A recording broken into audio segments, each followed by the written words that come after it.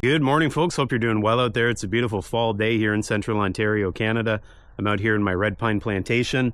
As you can see behind me, I've got the posts in place. These are for my newly constructed or about to be constructed sawmill shed. What I need to do today is get some beams up there. Now, I don't have the beams ready to go yet. My lumber yard is all around me, and I'm talking about the trees. And so I'm going to go out and pick some trees today. We'll bring them to the ground. Hopefully that goes without issue. Then we'll get them over here to the sawmill shed. And at some point, probably not today, but at some point, I'll figure a way to get those big beams up on top of these posts. We have a look at them here. As they stand now, they're about 12 feet high. There's 6 of them. And on each side, you'll have a big beam. That's what we're going to get today. It's going to be just an effort, I think, getting them to the ground and through my tight trails over here, let alone getting them up on top of the posts. Lots of you have given me some good ideas for that, though, getting the big beams up there. And so I'll probably use some of those ideas. And at some point, I'll have to make that giant leap forward and actually do it. But first things first, let's get the beams. Let's get them over here. We'll get them cut to length, whatever we need to do to process them so that they're ready to go. And then we'll get them up on top of the posts after that. So what we're doing here, I'm just getting the tractor fired up. I'm actually going to be using the skidding winch to help me bring these to the ground. And I find the skidding winch is kind of nice just because it acts as a little bit of a safeguard, if you will. It helps me to pull the tree down, but it also helps me to make sure the tree goes exactly where it should go. And so I'm going to back in here, get the winch set up, and then we'll go over, we'll notch the trees, pull them to the ground. The challenge on these trails, they are quite narrow, and I will be thinning, and I continue to thin. You just wouldn't know it. But anyways, this is where we're going to pull the tree out of. 2 trees rather, maybe 3 trees. I just need to get into position.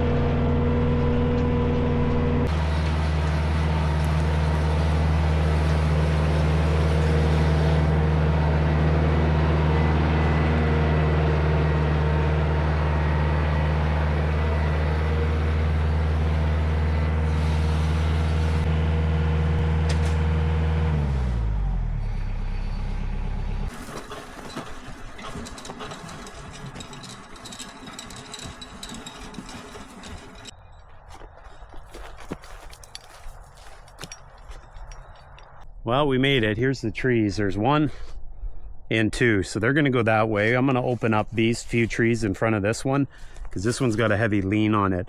But they'll both get pulled back that way. But just as I'm here, check that out. What kind of scat is that? Coyote, maybe? See the hair in it? Not too sure. Give me your guess down below. Anyways, let's get after it.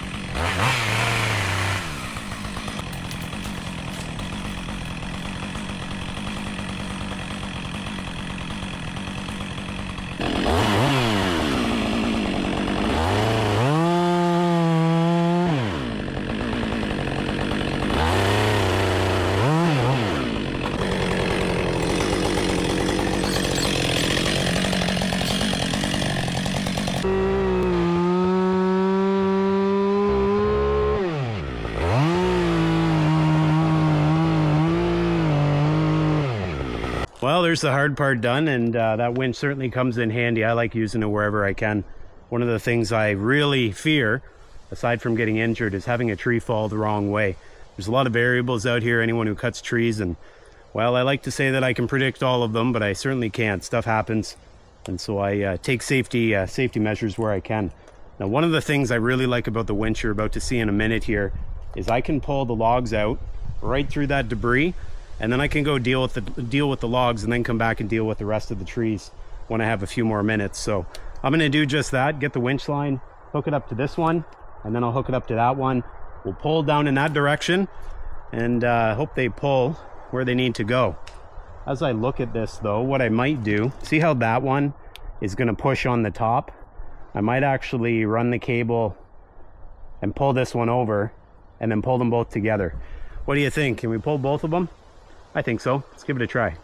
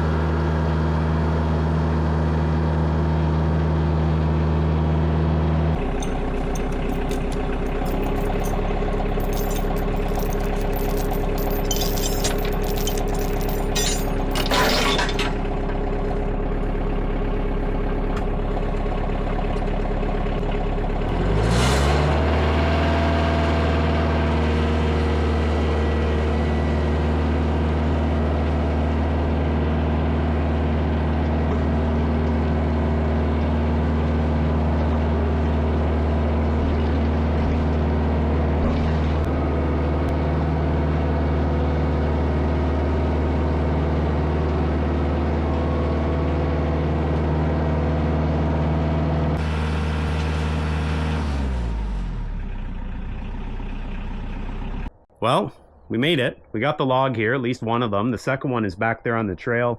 I sort of left it there at the crossroads, and that's all right. it slid off, the choker chain that is, slid off the skidding winch. I didn't notice. I think that size of choker chain was actually smaller than I realized, probably used for a different winch. And because of that, it slid through where I had it rigged there on the skidding winch. We'll leave it back there though. This one though, 36 feet in length. Look at it compared to the sawmill. This thing is absolutely massive. So we have to figure a way to get this up onto the sawmill, cut at least one flat edge on it, maybe two. I'm thinking I'm probably going to use some sawhorses. We'll put some blocking under it to bring it up, but I haven't quite got that figured out yet. So if you have any tips for me, you have any suggestions how we can make this work without too much issue, be sure to put it down below, because I am certainly as in awe as maybe you are. I'm not sure how this is going to work, but we got the log here. That's half the battle. The rest of the work will be on the sawmill. And then of course, once we get some flat sides on it, I think an even bigger challenge will be getting this thing on top of the posts. And if you haven't noticed already, my goal here is to put it up in one lift. Now, is that going to be possible? I think so. I think the weight will be fine for my tractor, but we'll see. Worst case scenario, I go to lift it, it's way too long, or I go to cut it, it's way too long. I fire up the chainsaw, I make it into two pieces, and then I would have two beams on either side of the sawmill shed. But we'll try it in one go. You never know what you're missing until you try it, and so we'll try it. And you know, if I don't get it, it's a learning experience anyways. Now, just as I'm about to wrap it up here, let's have a look at the diameter of the large end here. And so, you know, I'm probably, you know, not counting bark, 14 inches, maybe 15 inches right there for a diameter. And then obviously it gets a bit smaller up this way. But I think this will be a good log. It's relatively straight. Where it starts to taper here, that'll end up having an extra support there, an extra post. And so we'll probably have a post, you know, I have accounted for overhang, so there'll probably be a post here, probably end up being one like right here, and then we'll have a bit of an opening here, and then we'll have the last post somewhere in this area. But that's to be determined. Not everything is figured out ahead of time, although I like to say it is. Sometimes I do often make changes as I go, and things come my way. But well, I got a lot of thinking to do, but that's going to be for tonight when I'm relaxing with a sludgeroo in hand. So that's going to do it for me here today. If you like this video, give it the old like-a-roo down below, and I would encourage you to come back and join me. This should be an adventure. I'm hoping it turns out to be a good adventure and not a bloopers reel, but it should be a good adventure, and I hope you join me for that. So if you want reminders, hit that bell, make sure you subscribe, and I'll see you next time.